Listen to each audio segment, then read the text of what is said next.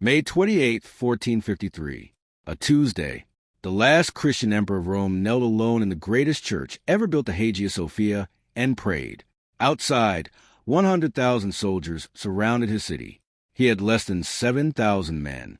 He knew this was the end. He took off his imperial insignia. He shook hands with every man in the room. Then he walked out into the darkness to die. His name was Constantine XI Palaiologos.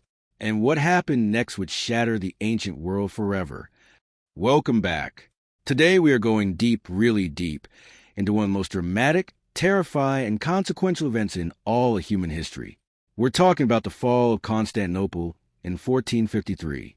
This is a story about sieges, betrayal, brilliant engineering, religious prophecy, desperate last stands, and the death of an empire that had lasted over 1,000 years. Grab something to drink. Get comfortable. This one's going to take a while, because this story deserves every single minute. Understand why this event shook the world. You first have to understand what Constantinople actually was. And I mean really understand it, not just it was a big city. No, this place was something else entirely. Constantinople was the richest, most defended, most strategically important city on earth for nearly 1,000 years. Let me put some numbers on that. At its height in the 4th and 5th centuries, it had a population of around 500,000 people, when most European cities had maybe 20,000. It sat on a peninsula between Europe and Asia, controlling the only sea route between the Black Sea and the Mediterranean. Whoever controlled Constantinople controlled the trade of an entire continent. The city was founded by the Roman Emperor Constantine I in 330 AD. Yes, that Constantine, the one who converted Rome to Christianity.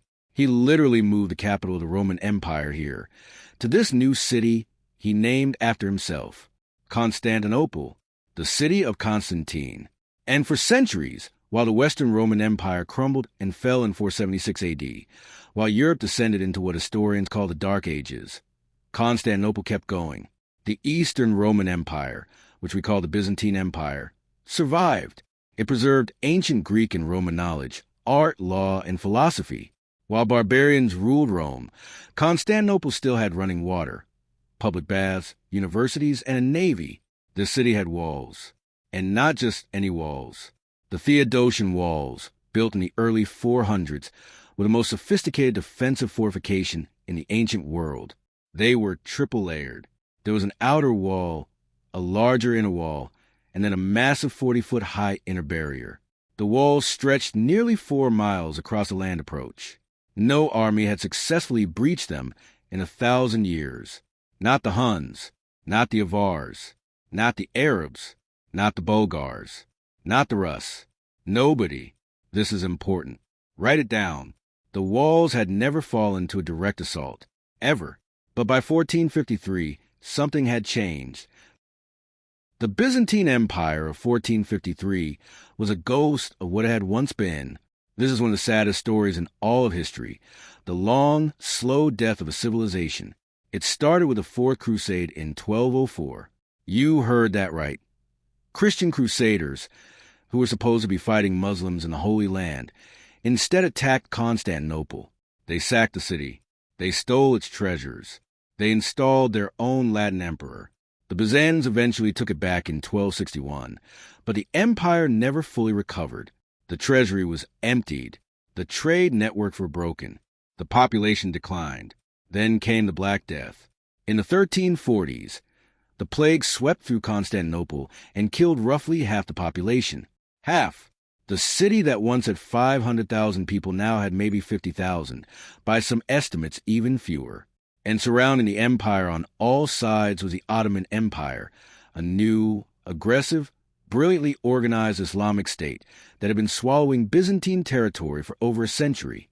By 1453, the Byzantine Empire was essentially just Constantinople itself and a few scattered islands. That was it. An empire that had once stretched from Spain to Syria was now a single city. The Emperor Constantine XI knew all of this. He had sent desperate letters to the Pope and to the kings of Europe, begging for help.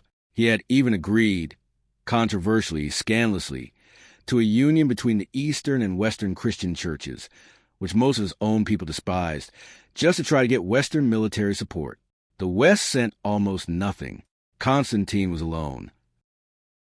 Now, let's talk about the man on the other side of the walls. Because this story isn't just about the fall of one empire. It's about the rise of another.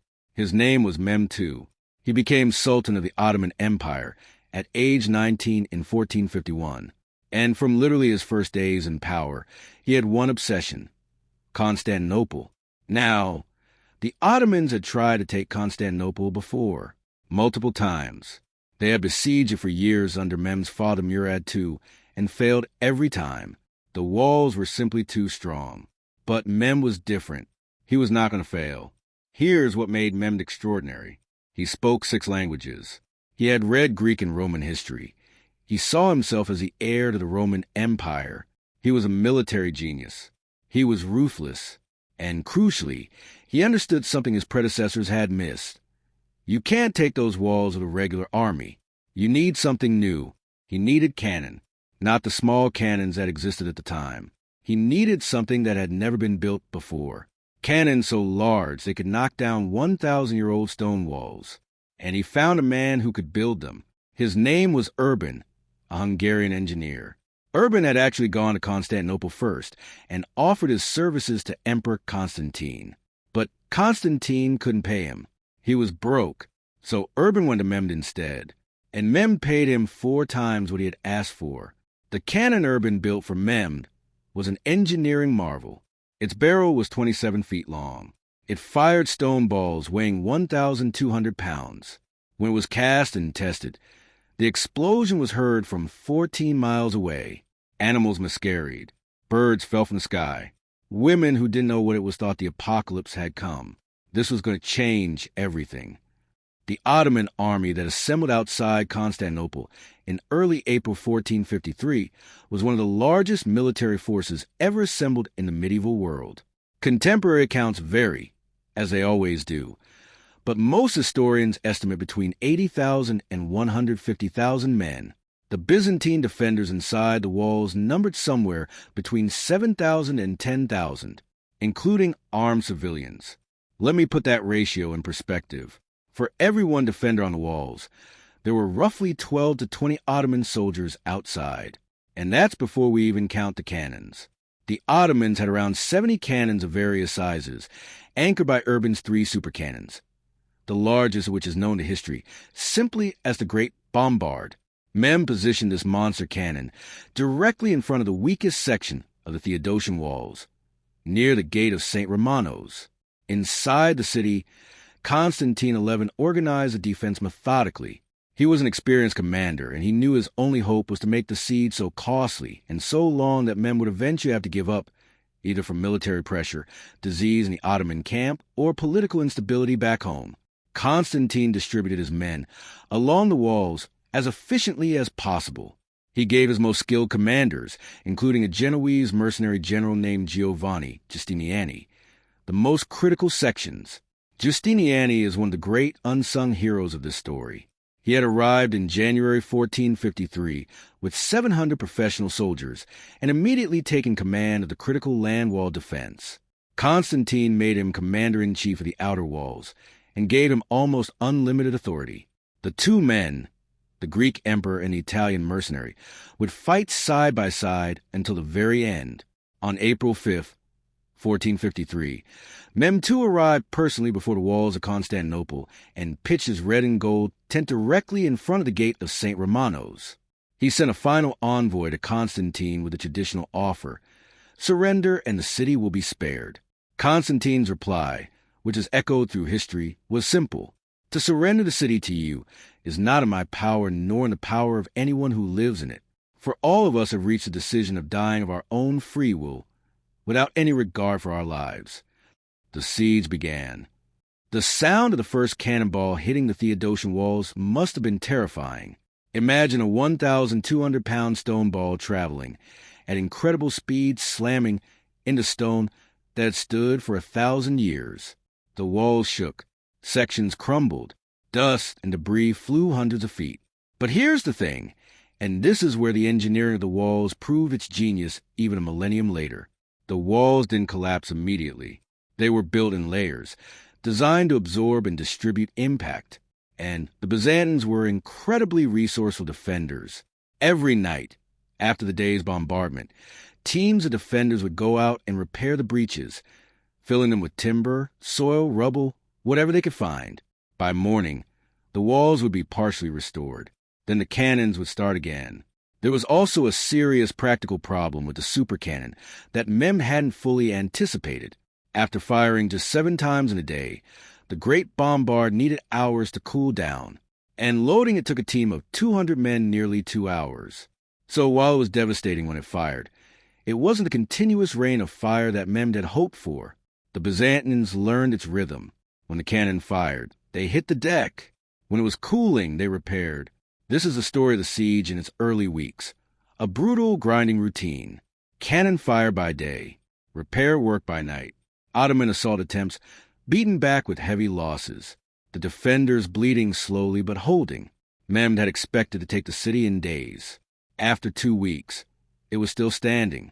He began to consider alternatives. Constantinople didn't just have land walls. It was a peninsula, and one of its key defenses was a body of water called the Golden Horn, a long, narrow harbor on the northern side of the city. The Byzantines had stretched a massive iron chain across the entrance of the Golden Horn, blocking Ottoman ships from entering.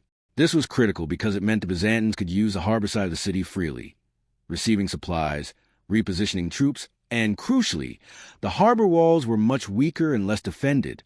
Mehmed needed to get ships into the Golden Horn. On April 20th, his navy tried to force the chain. It failed. A small flotilla of Genoese and Venetian ships defending Constantinople repelled the attack, sinking several Ottoman vessels. Mehmed was reportedly so furious that he rode his horse into the sea in rage. But then he came up with one of the most audacious military maneuvers in history. If he couldn't get his ships through the chain, he would go around it. He ordered his engineers to build a road, a grease-wooden slipway, over the hills behind the Genoese colony of Galata on the other side of the Golden Horn. And over the course of a single night, April 21st to 22nd, his men physically hauled approximately 70 to 80 ships up and over those hills and slid them down into the Golden Horn. Contemporary witnesses who saw it described it as a miracle. Ships with sails still set, rowers at their oars, moving over land. One Byzantine observer wrote that he saw the sea moving over the mountains. When the defenders woke up the next morning and looked out at the harbor, they saw an Ottoman fleet already inside the chain. The psychological blow was devastating. The harbor was now under threat. The defenders had to stretch their already thin lines even further to cover the harbor walls. Justiniani pleaded with Constantine to thin the land wall defenses, which was exactly what Mehmed wanted. The noose was tightening. The weeks that followed were some of the most agonizing in the siege's history. Inside Constantinople, the defenders knew help was not coming. Ships that had been spotted on the horizon, hoped to be the Venetian relief fleet, turned out to be nothing. Pope Nicholas V had promised crusade, but no crusade came. There were internal divisions, too. The Byzantine population deeply resented the church union that Constantine had made with Rome. Many ordinary Greeks had a saying that became famous in those weeks. Better the Sultan's turban than the cardinal's hat. They preferred Ottoman rule to submission to Rome. A few historians argue this sentiment undercut the will to fight, though the men on the walls showed no lack of courage. Food was running low. Cannon fire had shattered churches, homes, and markets. Mehmed tried tunnels. Ottoman miners dug under the walls, trying to collapse them from below. Byzantine counterminers, led by a Scottish engineer named John Grant, dug their own tunnels, found the Ottoman tunnels, and fought savage underground battles in complete darkness, using fire, water, and hand-to-hand combat to destroy them. Mehmed tried direct assaults. 3 times in late April and early May, he ordered large-scale infantry attacks on breaches in the walls. 3 times they were repelled. The defenders fought with a fury born of desperation. Byzantine Greek fire, the ancient secret weapon, a flammable liquid spray from tubes that burned even on water, incinerated Ottoman soldiers trying to cross the ditches in front of the walls. But every assault cost the defenders too. Men who died could not be replaced. Men who were wounded stayed wounded. By mid-May, Justiniani himself had been wounded twice, though he fought on. Mehmed held a council of war. Some of his commanders advised him to abandon the siege. The walls were too strong. Disease was spreading in the camp. The Venetian and Genoese fleets might still come. Better to withdraw honorably and try again later. Mehmed refused. He had staked everything on this. His legitimacy as Sultan, his place in history, his obsession since childhood. He was going to take Constantinople. He would give it one final, massive effort. He would attack on the night of May 28th.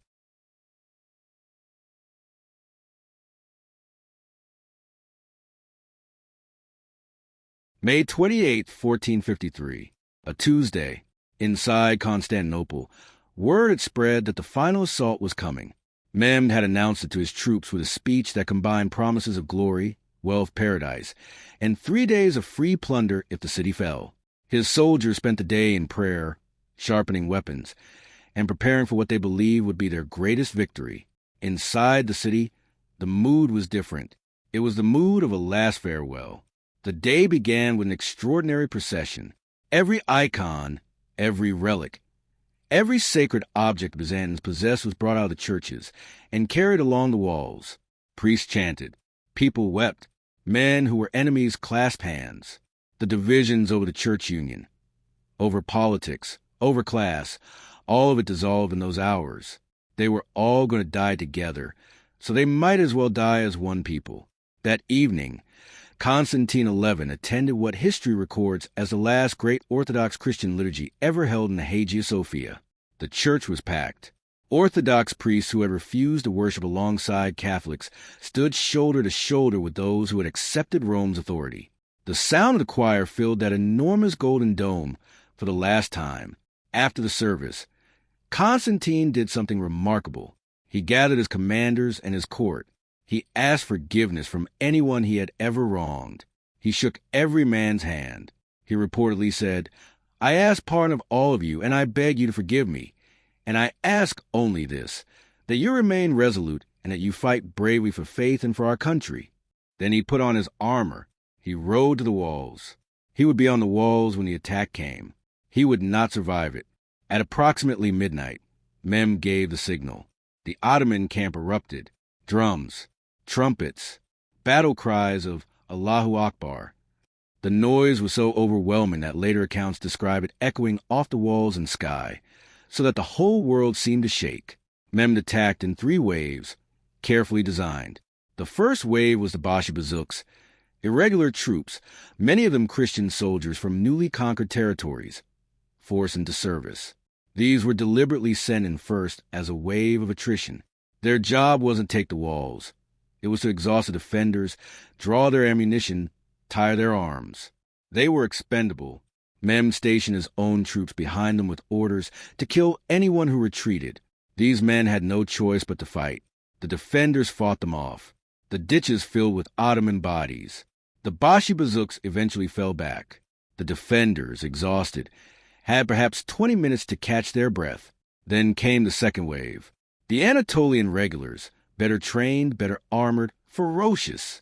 They hit the walls like a hammer. For 2 hours, the battle raged at close quarters on the ramparts. Giustiniani was everywhere, shouting, commanding, fighting personally. Constantine fought alongside his men. The Byzantines, impossibly outnumbered, held. But they were bleeding. At around 2 a.m., Mehmed held the second wave back. Another brief pause. His most elite troops, the Janissaries, his personal household corps, the finest soldiers in the world at that time, were waiting. He sent them in at 3 a.m. The Janissaries were a phenomenon. They had been trained from childhood specifically to be soldiers. No family ties, no property, total devotion to the Sultan. They were disciplined, relentless, and they attacked in organized formations with scaling ladders, not the chaotic rush of the earlier waves. For a time, for a long, terrible time, even the Janissaries were held. The walls did what they had always done. And then, the moment that changed everything. There is a small gate in the Theodosian Walls called the Kirkaporta. It's a postern gate, a small, secondary entrance used for sortie parties to slip out and attack the enemy's flanks. During the battle, someone, we don't know who, failed to lock it after one such sortie. A group of Ottoman soldiers found it. Open. Unlocked. They went through. They were inside the walls. Now, critically, this wasn't a massive breakthrough. It was a small group, maybe 50 men. If they had been discovered and killed quickly, history might have been different. But they climbed to the top of the nearby tower and planted the Ottoman flag. The defenders saw it. An Ottoman flag inside the walls. The implications were immediate and catastrophic for morale. And then, almost simultaneously, disaster struck the main defense. Giovanni Giustiniani, the man who had held the walls together for 7 months, was struck by a bullet or a bolt. Accounts differ. That pierced his armor. He was seriously, possibly fatally wounded. He told Constantine he needed to leave the walls to get treatment. Constantine reportedly begged him to stay. The wound was bad, but the moment was critical. Giustiniani refused. He was carried to a ship. When the men on the walls saw Giustiniani being carried away, panic spread. If their invincible commander was fleeing, surely the battle was lost. Discipline began to crack. Men abandoned their posts. Some ran for the harbor, hoping to find boats. The Janissaries, attacking the very section Giustiniani had abandoned, found a gap in the defense. They poured through. It was over. Constantine XI saw his army breaking around him. He saw Ottoman soldiers inside the walls. He saw the flags falling. He understood what was happening. He is reported to have said, and multiple sources record versions of this, something like, "The city has fallen, and I am still alive." He tore off his imperial regalia, the purple cloak of the Roman emperor, the crown. He threw them aside. He drew his sword, and he charged. Constantine XI Palaiologos, 48 years old, the 57th and last emperor of Rome, died fighting on the streets of Constantinople on the morning of May 29th, 1453. His body was never definitively identified. Some accounts say he was buried in a mass grave. Some say he was recognized by his purple boots and given a private burial. Some say he simply vanished into battle, swallowed by history.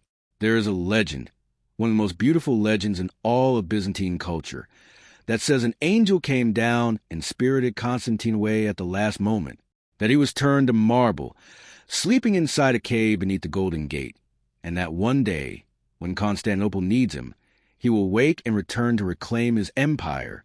The Byzantines called him the Marble Emperor. In Greek tradition, he is still remembered this way. He never surrendered. The last emperor of Rome died with a sword in his hand. We should remember that. Mehmed had promised his soldiers 3 days of plunder if the city fell. For the first hours after the walls were breached, that promise was honored in the most brutal way. The sack of Constantinople was savage. Ottoman soldiers poured through the streets. They broke into homes, churches, monasteries. They took gold, silver, silk, manuscripts, art, relics. They took people, men, women, and children, to be sold as slaves. The streets ran with blood. The Hagia Sophia, that magnificent church that had been the heart of Byzantine civilization for 9 centuries, was overrun. The thousands of people who had taken refuge inside, believing God would protect them in his house, were captured. Priests were killed at the altar. Icons were smashed or stripped of their gold. Then something interesting happened. After just a few hours, Mehmed entered the city himself and ordered the sack to stop.